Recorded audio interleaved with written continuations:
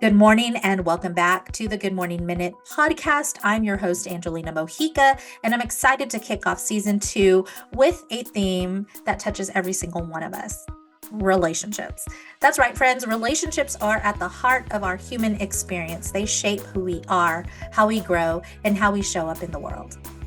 Whether it's family, friends, romantic connections, or even the relationships we have with ourselves, each one carries lessons, challenges, and moments of pure joy. This season, we'll sit down with incredible guests who will share their stories, wisdom, and insights on building, nurturing, and even healing relationships. So grab your coffee, settle in, and let's dive into conversations that inspire connection and growth.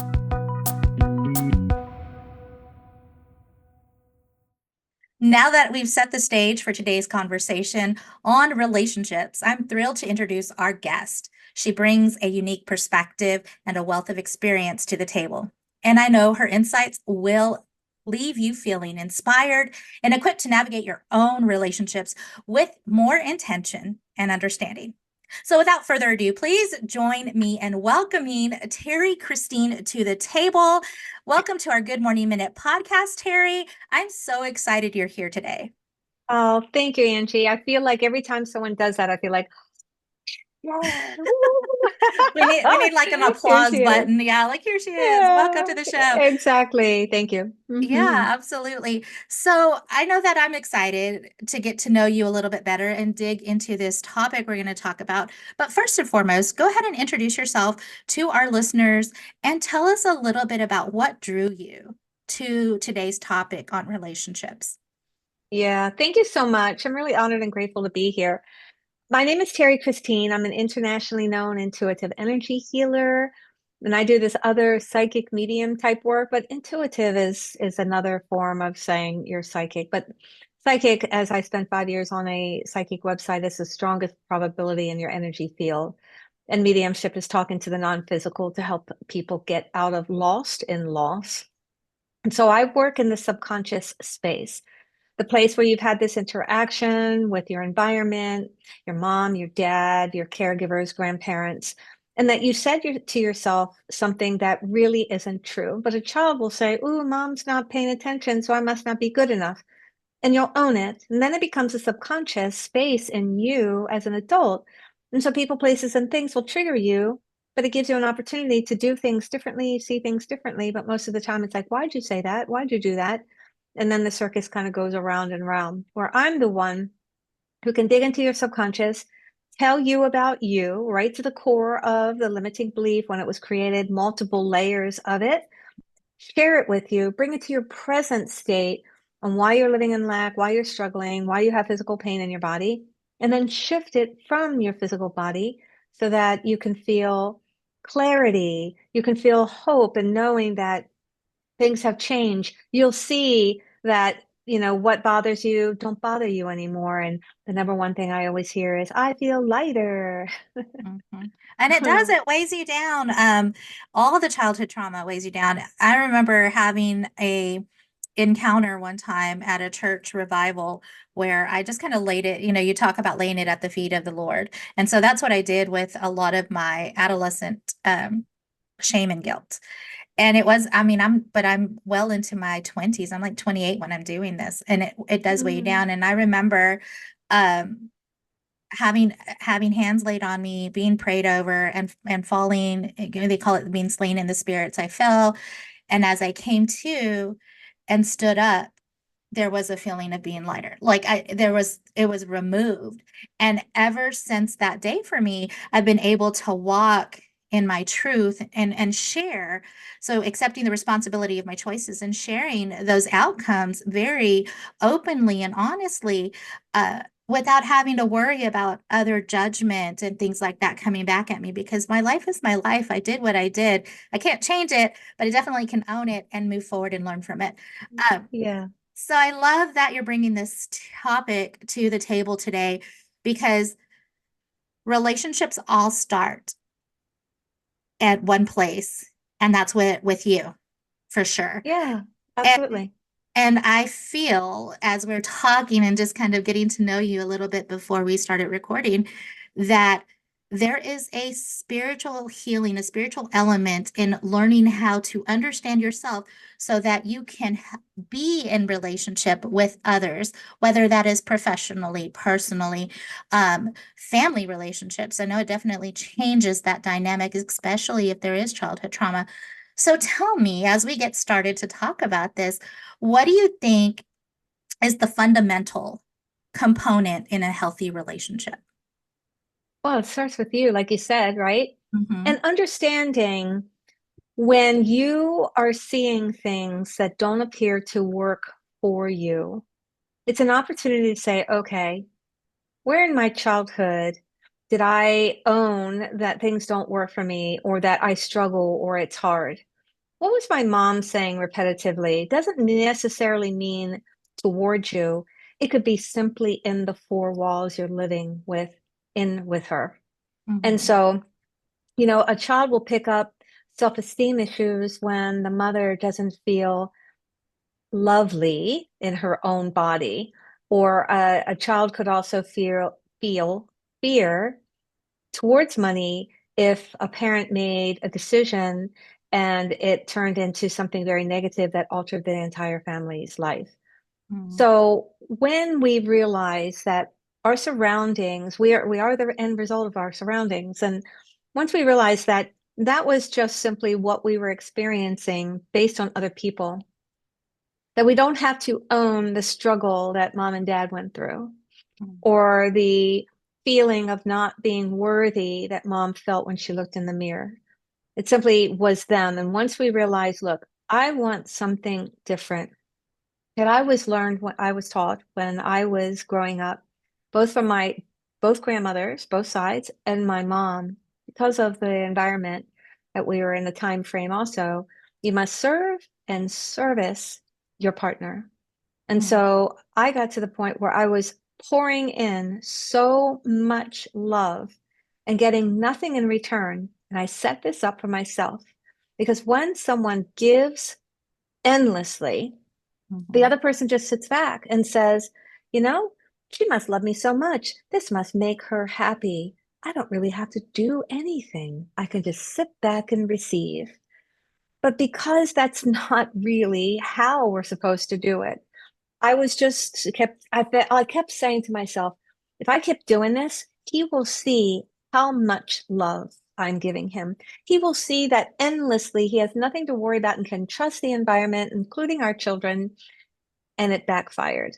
And it continued to Mm-hmm. backfire until I got to the point where I didn't want to live anymore because I kept reflecting and saying to myself that last year, if this is what love is, I am done and I'm out of here. And I didn't unalive myself because I knew I physically couldn't do it, but I was just asking God, please, you can do it. And I'm ready to come back home. And Mm-hmm. I had a spiritual epiphany when I was doing it all, like begging God through my soul to take me. And then he gave me three simple words that said, love will come. And that catapulted me into seeing things differently, meaning I don't have to suffer anymore. If I'm not getting it, I know it's coming because God told me. And I just was ready, willing, and able to receive it. But what I realized after I got the strength to leave that relationship, because it wasn't changing on the other end, that I Mm-hmm. was able to have that space to find myself, to be happy with myself. And then I ended up moving towards more energy work and feeling it out and then taking intuitive development. And then it moved in toward where I am today. Mm.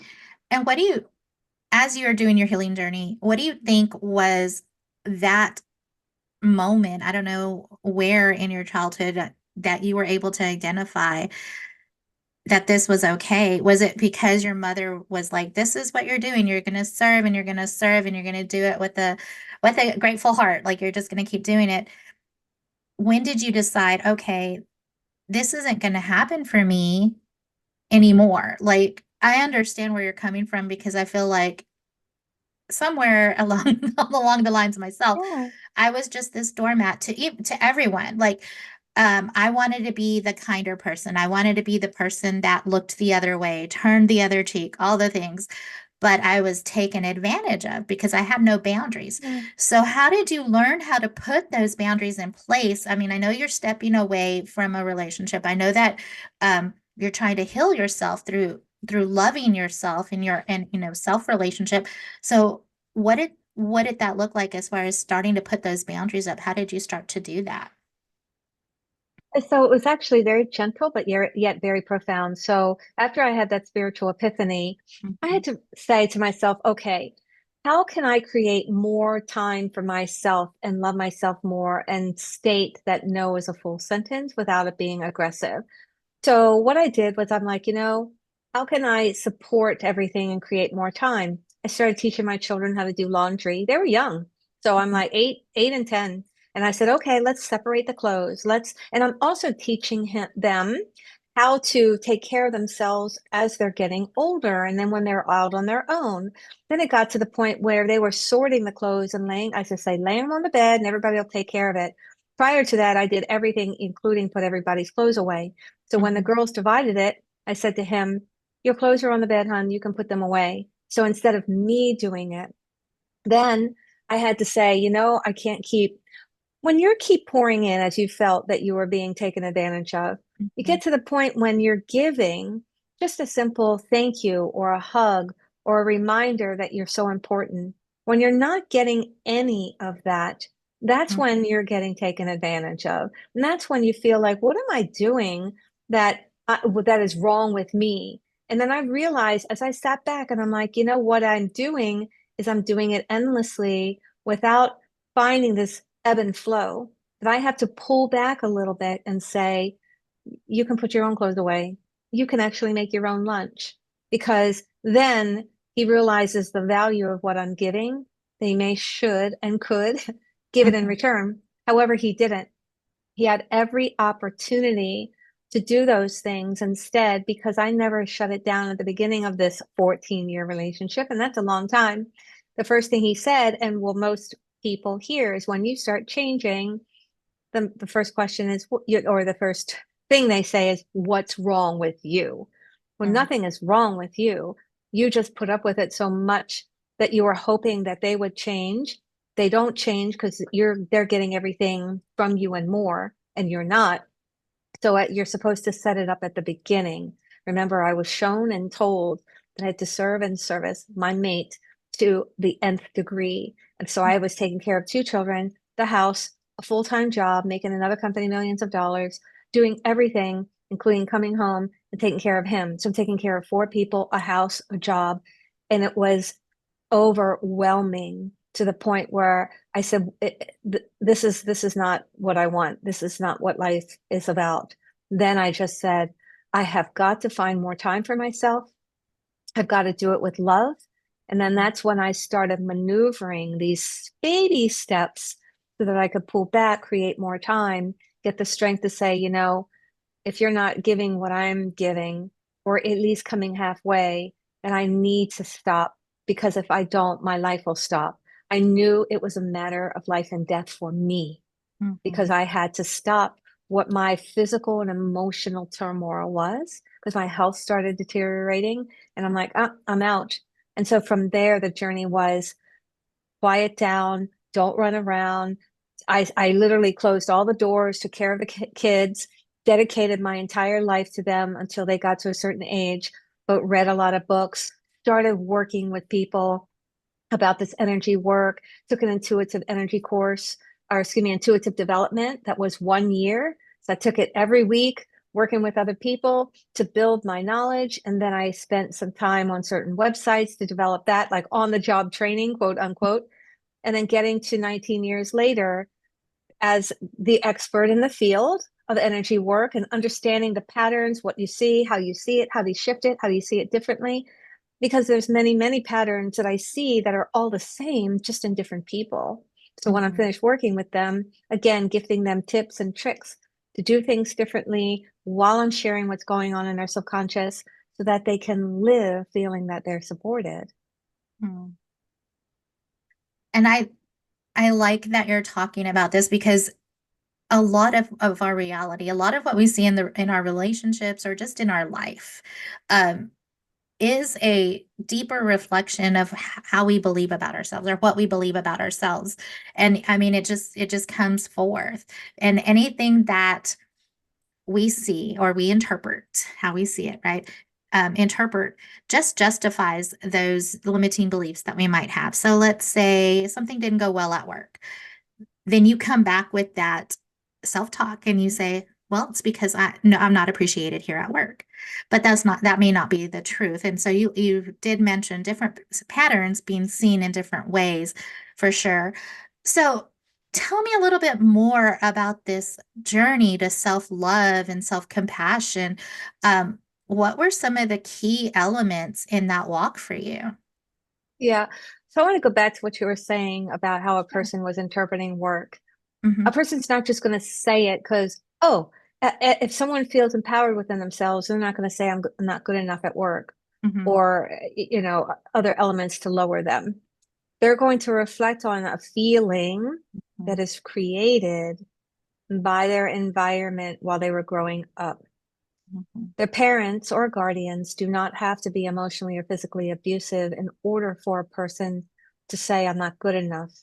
They could have a father who's emotionally disconnected but lives at the house, just emotionally disconnected, especially with little girls.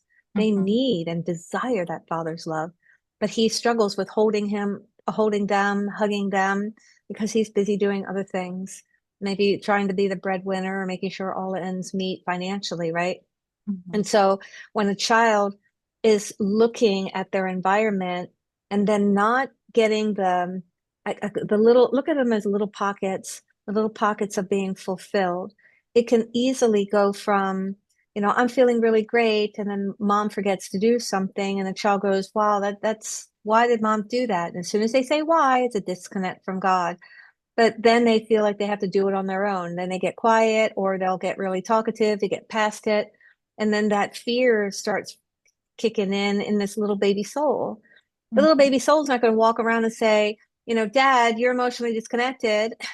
They're just going to look and say, well, that's my dad, my God, my mom is my goddess. And they speak the truth. And if they're not playing with me, then there must be something wrong with me. And so, as an adult, and while you're working and you're saying these things to yourself, that's because of the things that you were saying in these moments that were just a disconnect, or that like a parent emotionally disconnected. I get that quite often, where they're both working and one didn't have a family or parents that were huggers and told each other that they loved each other regularly. So that's not part of the conversations that that guardian will say to the children. And then so the cycle continues until somebody finally breaks it. But to Hmm. be able to understand that when a person is reflecting in some of the things they're feeling, it's not in that moment of what they're dealing with now. It's the feeling from the childhood that is being bubbled up for them, what they're saying. Does that make sense now? Yes, absolutely. It makes sense. And it is all tied back to a feeling because the feeling is what holds you captive. It's not the memory and it's not the situation. So yes, it does make sense.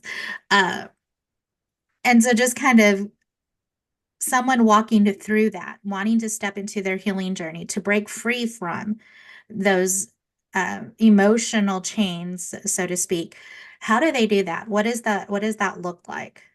Mhm. So the most interesting thing is that question. And so many podcasters and the experiences that we share right here ask me to like ABC and then the person will live through their happy-go life, right? It really doesn't work there like that because everything around us, in us, through us, is a piece of the puzzle to get the fulfillment, the happiness, the bliss, right? You Mhm. have to live in gratitude. If you're not grateful for the things you have, you're negative. Negative isn't going to give you anywhere. You have to trust. You have to trust your inner knowing that if something doesn't feel right, then don't do it. If it feels really good, no matter what, it has to feel, not think, feel that that should be something that would support you to the best and highest good. Now, you could say, oh, that felt so good and I stepped into it and it fell apart.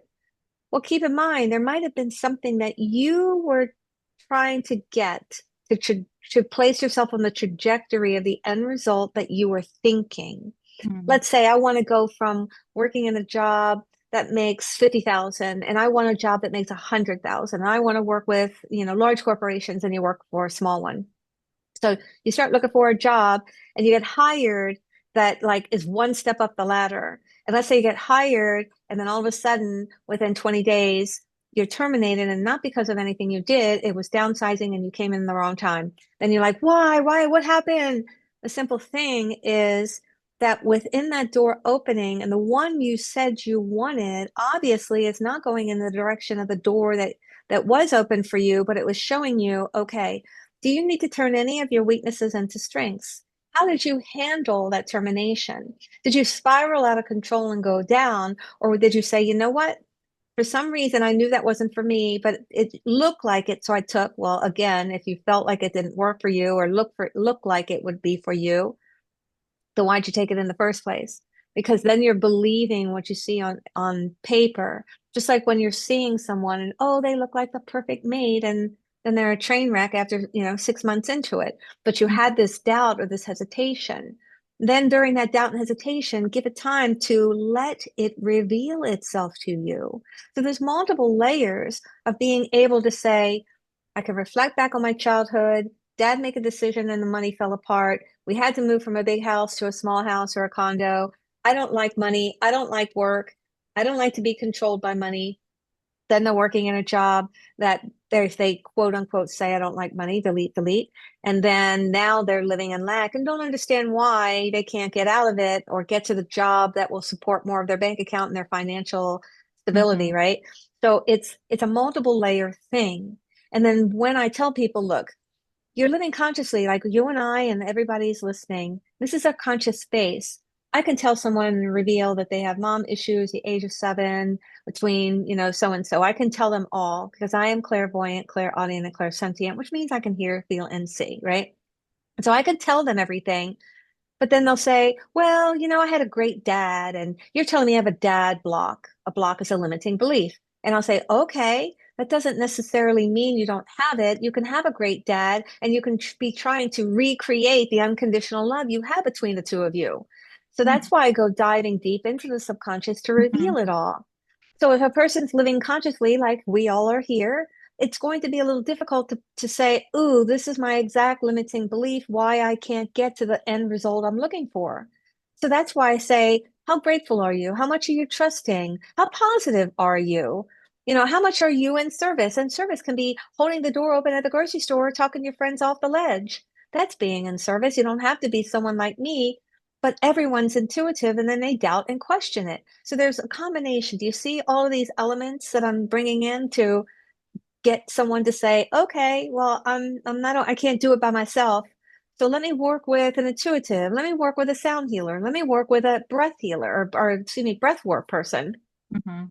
So trying these other modalities to shift out what's in the subconscious because obviously nothing else may be working and you're still struggling after reading all the books and watching the YouTubes and the podcasts. And this is wonderful and amazing to give you these tips and tricks, but there's like we got to take the shovel and dig it out because that seed is planted. Mhm. Yeah.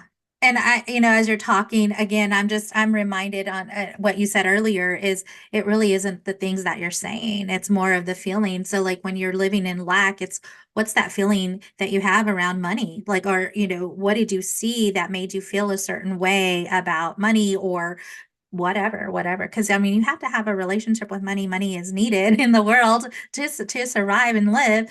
Um, for sure. So I understand that. And I mean, it does for me brings up this conversation that I had personally with my sister where we're driving to a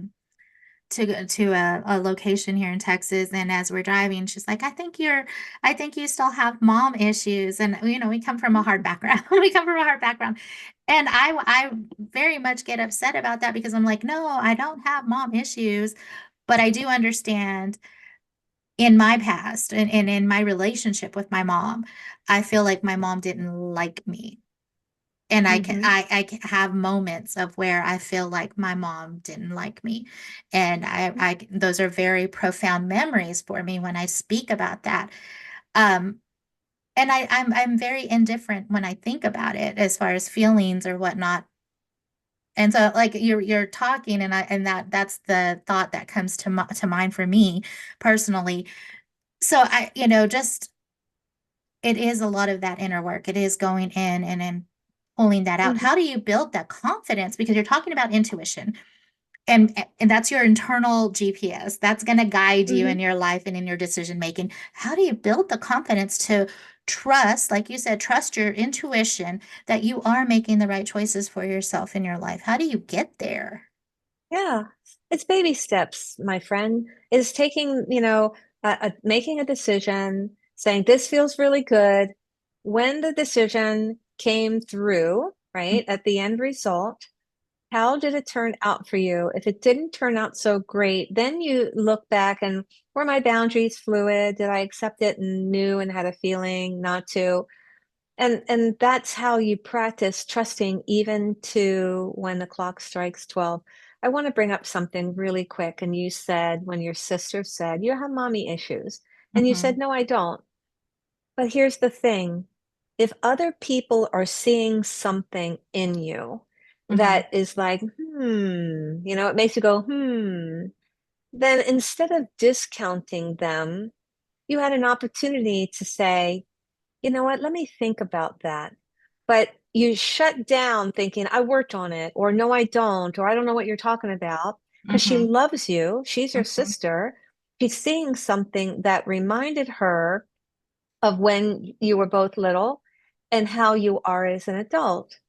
And so it's your subconscious that she's actually seeing something in you that's Hmm. consciously coming out.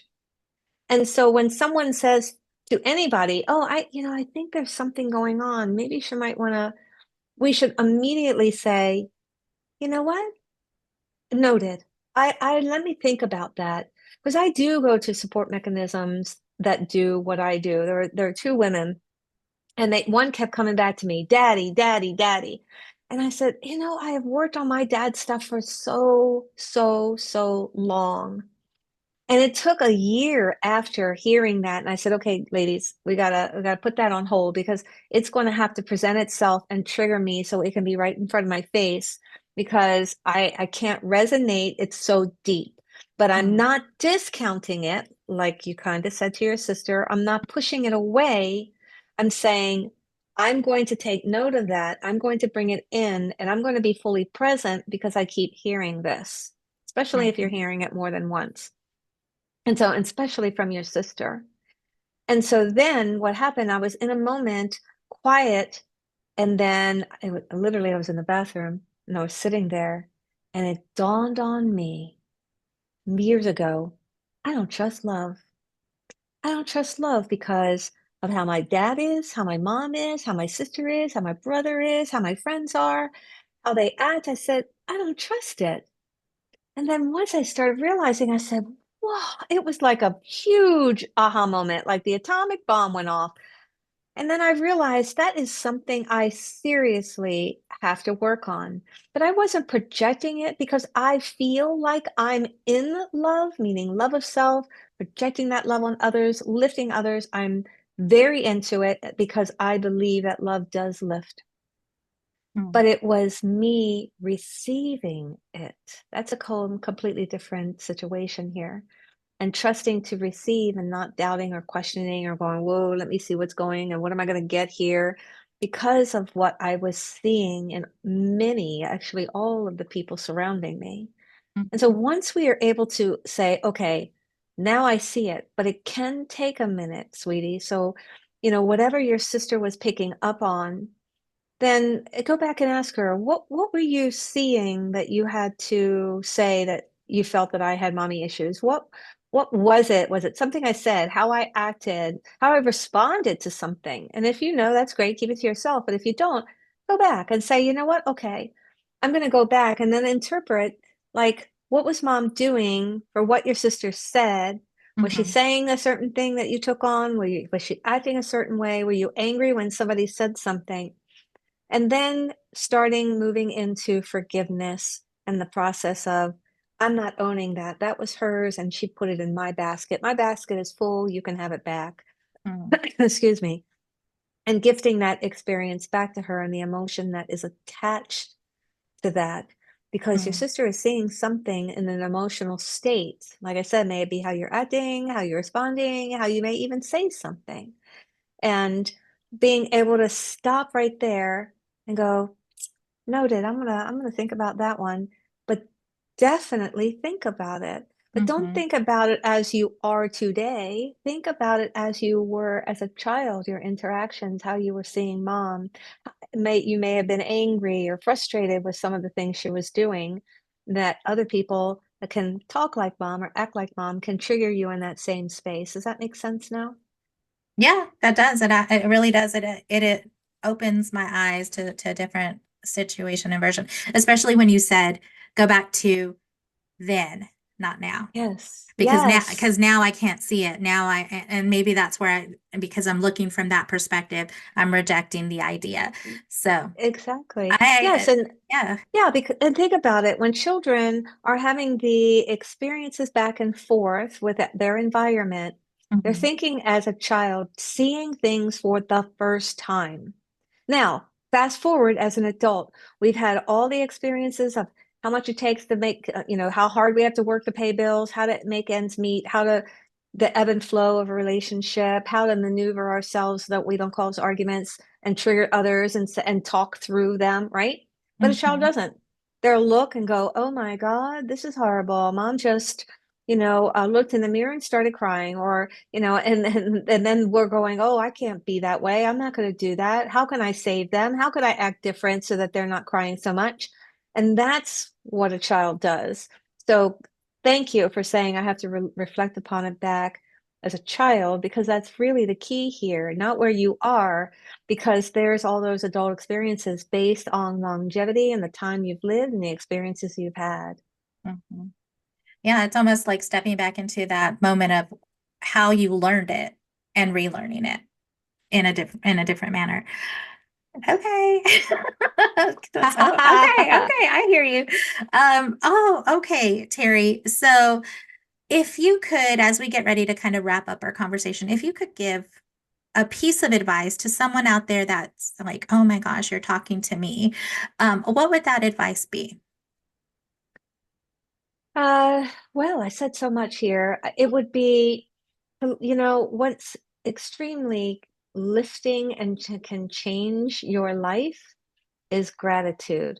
But people Mm, say, I'm grateful. My parents just gave me, something to help me out. My sister gave me some flowers, and a boyfriend took me to dinner. Yes, yes, that's all in front of you. And yes, absolutely be grateful for the support and love that you're receiving. However, let's take it deeper. I'm so grateful for these curtains. I'm so grateful for this blind that can protect me from the sun when I'm on a podcast. I'm very grateful for this computer that allows me to have this interaction and people can see and receive the golden nuggets that I'm sharing. And so when mm, you start saying my wallet, my phone, water that I drink, the earbuds, the coat to keep me warm, toothbrush, hot water, and then realize the pillow. I mean, I could go on and on. But then the gratitude of how life, what you created, and everything around you is truly supporting you. And mm, then being in the gratitude, waking up, I am fully grateful for this day, even though the day is only at the beginning. So you're already starting in the being in gratitude for I woke up. I'm here to receive. I'm so grateful. I look at it as a big party every morning. Yeah, it's truly. And yeah. I'm here ready for my great adventure. And living every day is a great adventure. I say that to myself. I've seen how that has transformed my life every single day. Mm, Because if I'm starting by saying, I'm ready for a great adventure, I'm going on a great adventure for someone. I'm creating the next great adventure. Think about it. When I say that and when you're hearing it, well, everybody's going, woo, I can't wait, right? So when you're mhm, waking up, owning that today and every day from now on, when you wake up, I say, I am fully rested. I am fully rested, shaking off the sleepy. And I'm so great for this great, I'm so happy for this great adventure today. I can't wait to see it, unfold. And mm, then knowing that even when it doesn't feel that great because, people think, oh my God, you're always talking so positive and, everything's so positive in your life and it doesn't work for me. Yes, it does. What are you thinking? What are you saying? Are you positive? Are you seeing positive in everything? Are you grateful for everything that is and you are creating?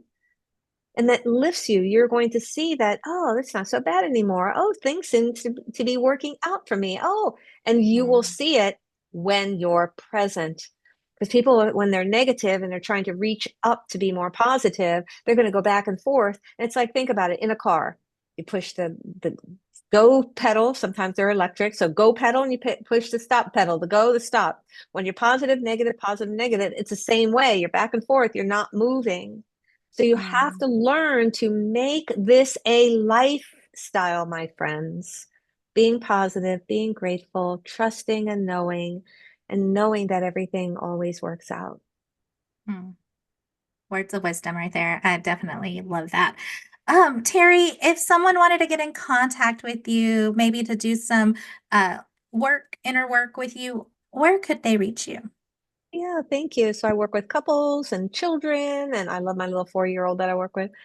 And individuals, mainly, I do have a lot of women that work with me, but you can find me on my website at terriechristine.com. That's TERRIE. And then you can find a lot of different things when you go to the website under work with me, a lot of offerings that I have. I also offer a free Theta stream. It's a guided meditation with Theta sound. It's only 15 minutes, but it's free. So please grab yourself that. You can find me on TikTok. I do celebrity readings from pictures. Yes, there are blueprinted images of what they hold in their energy through a picture. I'm on Instagram and I'm on Facebook as well. But Google me and you'll find lots of pages of various platforms that I am on and the things that I've created. But thank you so much, Angie. This has been a wonderful experience, and I'm so grateful that I've been able to share it with you and your listeners. Yes. Well, thank you so much for taking the time to share with us your insights for sure. I know I've grown in perspective as well from this interview. All right, everyone listening out there, this is a wrap. I'm Angelina Mojica, your life coach, sending you much love, much peace, many blessings.